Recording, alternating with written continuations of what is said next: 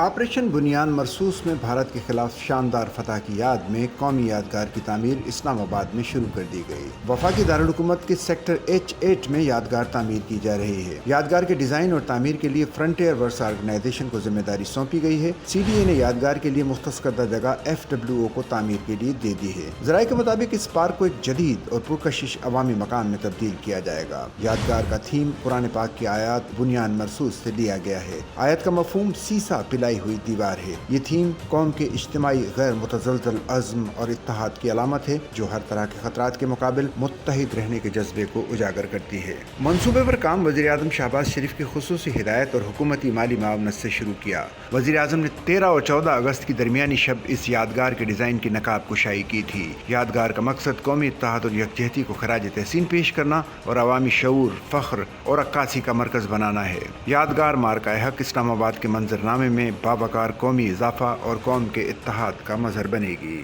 Sachal news net work کی videos میں خوش آمدید۔ ناظرین، ویڈیو سے متعلق اپنی قیمتی رائے کا اظہار کمنٹ باکس میں ضرور کریں اور چینل کو سبسکرائب کریں۔